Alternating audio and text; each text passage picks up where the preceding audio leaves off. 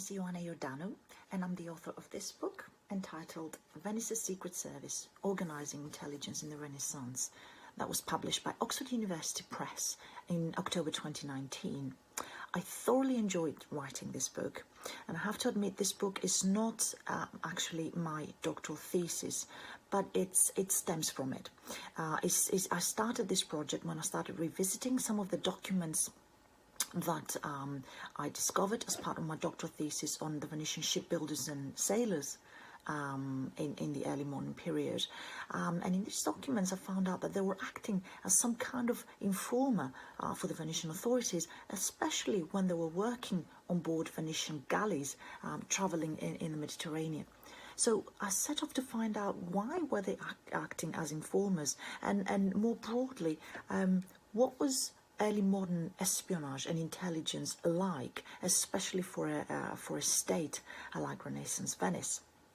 So this is how the book actually started, and my most significant finding was that compared to other more rudimentary espionage networks created by early modern monarchs or their rivals, the Venetians were quite emblematic in their development of a centrally organized state intelligence organization that operated across Europe, Northern Africa and the Near East, and that was premised on managerial practices that are very, very similar to managerial practices employed by organizations today. So this is how I started writing this book, and as I said, it's a project that I thoroughly enjoy doing. I cannot just mention one compelling source as such.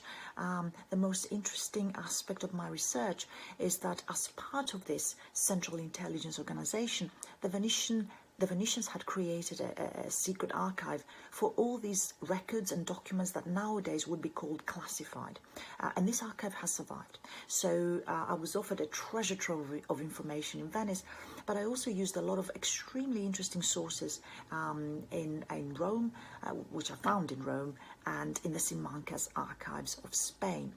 And again, for me, the most important methodological element was not necessarily all these different anecdotes and episodes about spies, secrets, their seekers, their keepers. I could relate tons. I could relate stories about recipes of invisible ink, and I could tell you stories about how the Venetian authorities were bribing grandstanding Spanish ministers working in the Spanish court with fine wines, or even Titian's paintings, in order to obtain intelligence on Philip II's movers and manoeuvres in the Mediterranean.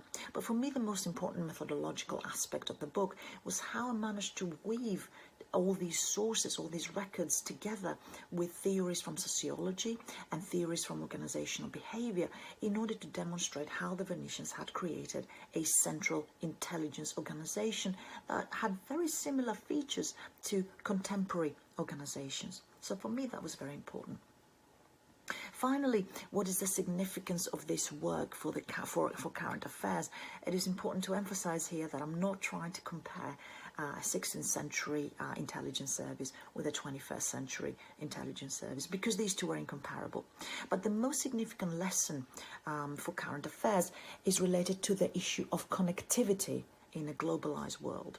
What the Venetians' efforts to create a central intelligence organization show is that the route of political and commercial and economic domination and ultimately survival on the international scene is one that inevitably crosses borders.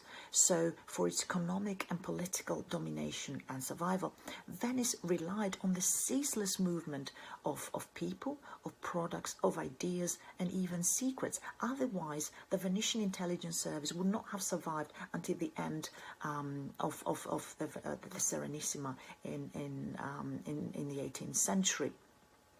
So paradoxically, rather than closing down cross-border routes, the need of intelligence in that period opened them up.